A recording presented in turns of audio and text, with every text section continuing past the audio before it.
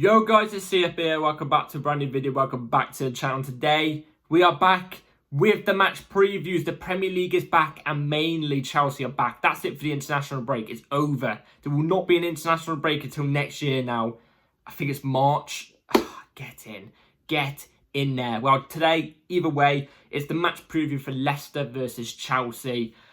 Quite a big game in Chelsea's catalogue at the moment, but in a sense, should be a winnable game. But I'm going to, obviously, as I go through the video, I'm going to tell you the reason why it's actually a big game. So before we do get into it, please like, subscribe, hit the bell notification so notified every time I load a video. Also, first link in the description to my streaming channel and my second channel. Go and check those out. I'll be very much appreciated. And without further ado, let's jump straight into the video for the match preview.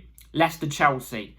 Important game. And you're probably thinking, important game? How is this important? Chelsea are lying in third, Leicester, near the bottom. How is this an important game? I'll tell you the reason why it's an important game, because points are needed. And again, you probably look at me going, you're third, how is points needed? If you go on the Premier League table right now and you check from third place all the way to 10th, no joke, there's about a 3 or 4 point gap between third to 10th. If we lose or draw tomorrow, we could easily drop to 6th or 7th tomorrow. Or hell, even 8th, you never know. If we lose, worst case scenario, 8th, 9th or 10th, we could be.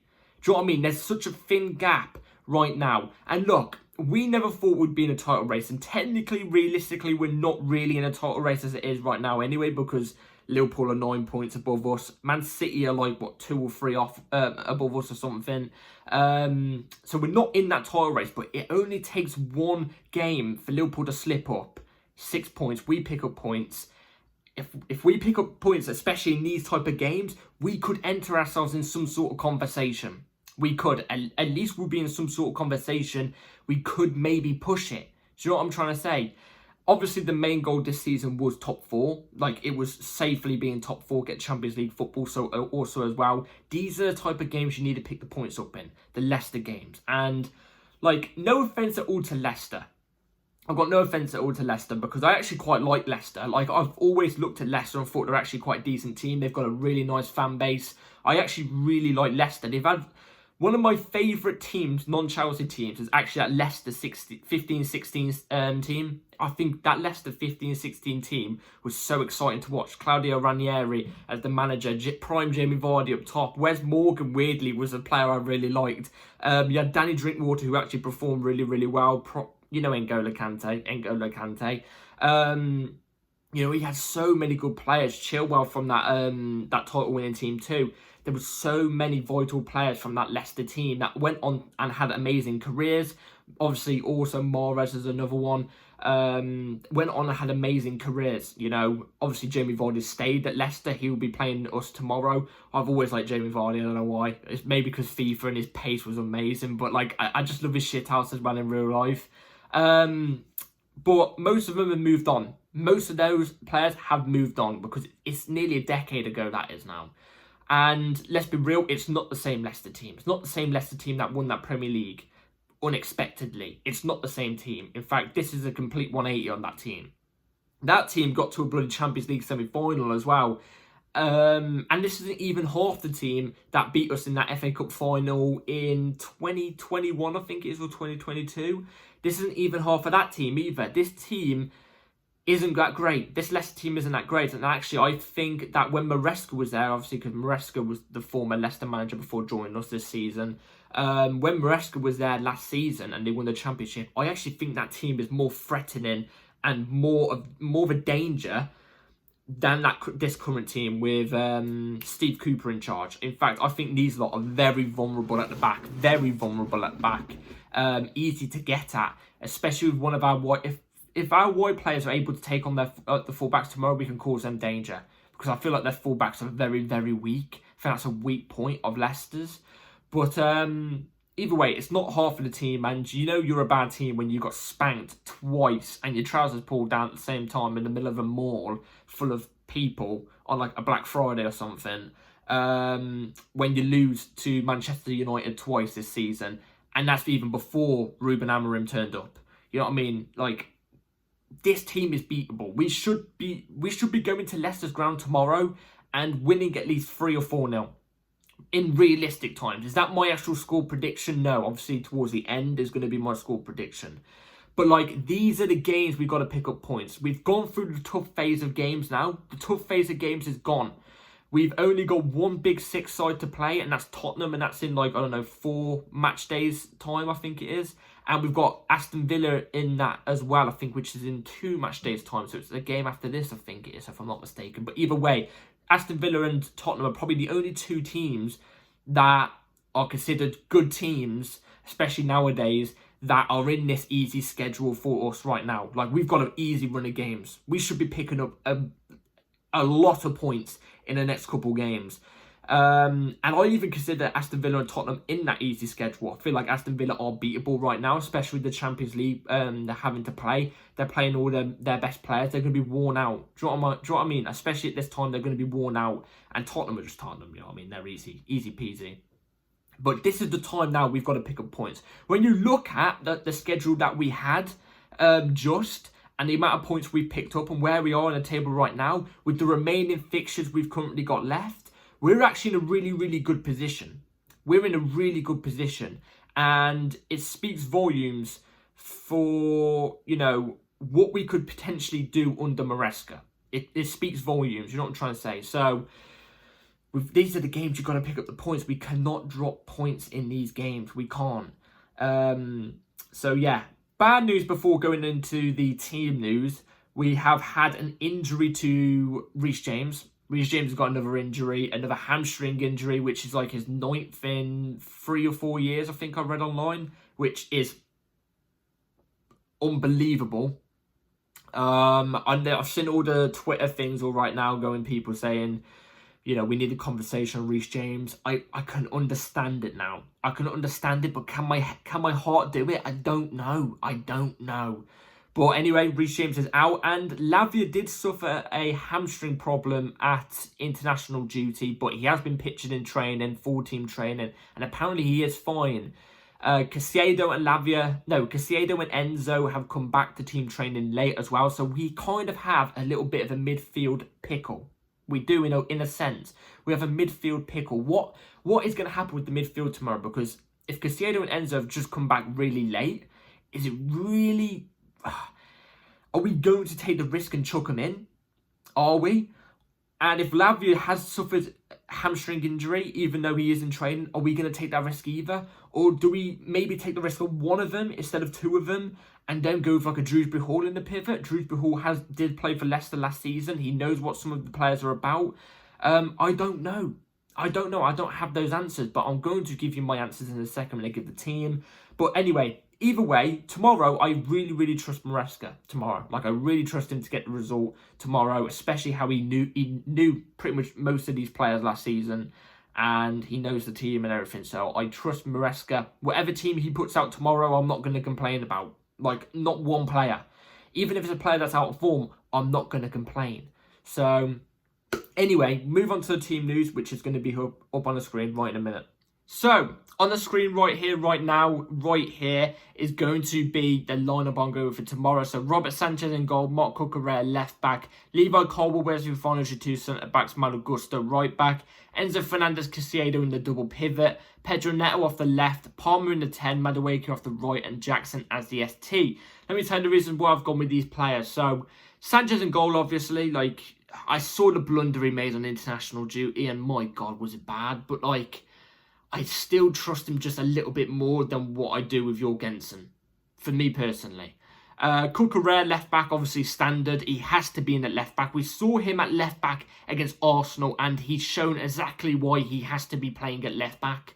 He has to be. The balance he adds in that left back position is way better than any other player would. And plus, let's be real now. Now that we only have one available right back, surely it's Cucurella that comes in at left back. So it has to be Cucurella. I'd have him inverting into midfield, and I'd have Gusto inverting in as a right centre back. I trust that. We've seen it on one occasion so far this season, and I actually thought Gusto was decent at right centre back personally, even though I never thought he would be, but he did. So anyway, moving on to Gusto. Gusto, I'm hoping he has a good game. Obviously, I've explained I know him at right centre back. I wouldn't have him bombing too far forward. I feel like especially shots like goal and stuff like that and creating chances. Surprisingly, I don't think he's as good as Cucurella in that sense. Maybe because Cucurella's got a bit more legs to him. Maybe that's the case.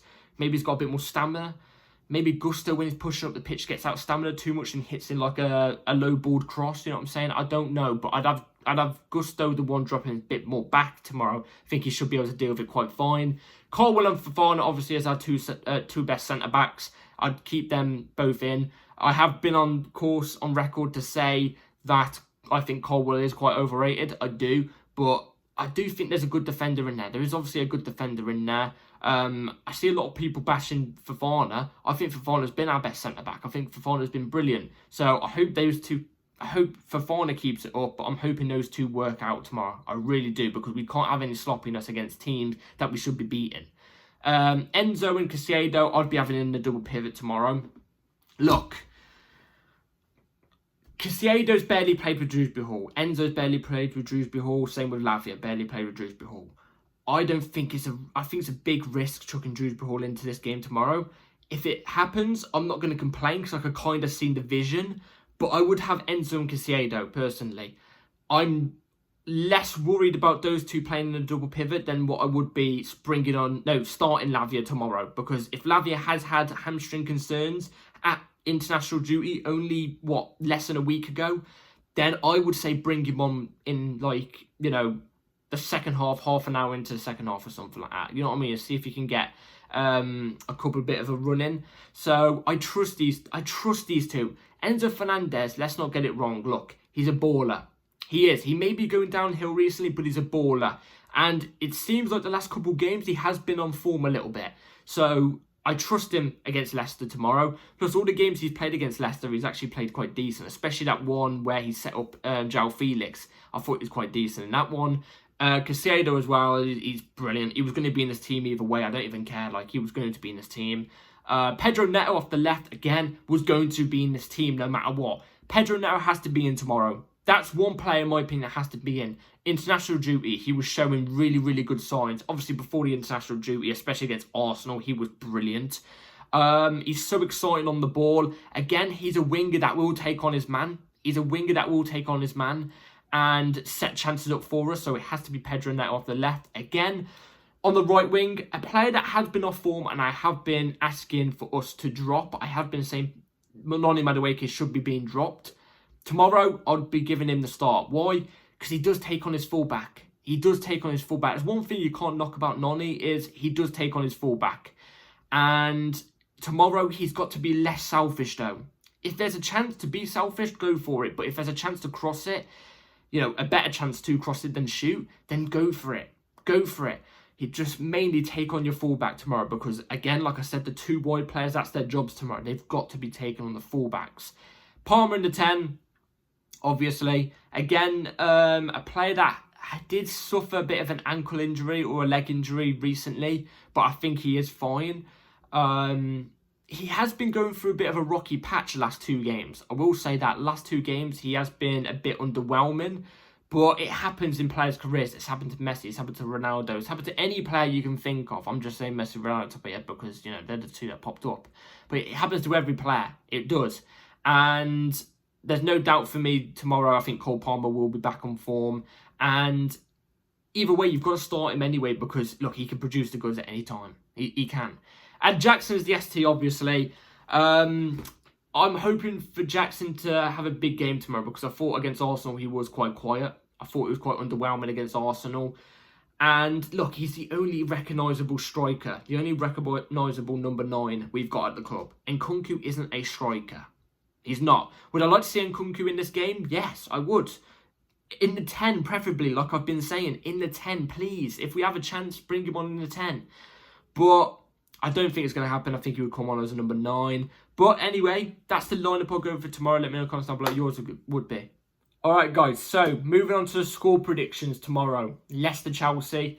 Obviously last year we did beat them in the FA Cup 4-2.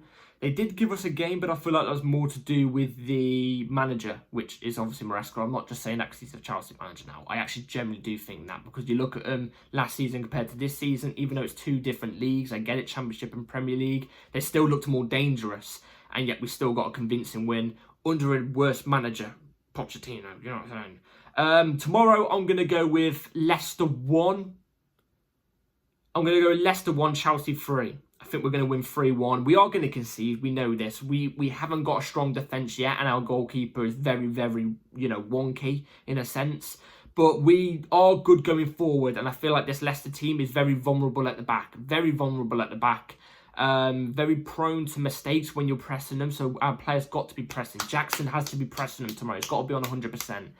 And, I think it will be Leicester 1, Chelsea 3. Convincing win. And hopefully we get the 3 points so we can maybe, who knows, start talking about a title race. I don't know. But anyway, that's it for today's video, guys. Let me know in the comments down below what your prediction is too. Please like, subscribe, hit the bell notification because my video of the match review of the game tomorrow will be out an hour after kickoff. So be ready for that. Have a good rest of your day and night. Take care. And let's get this win, Charles. Peace.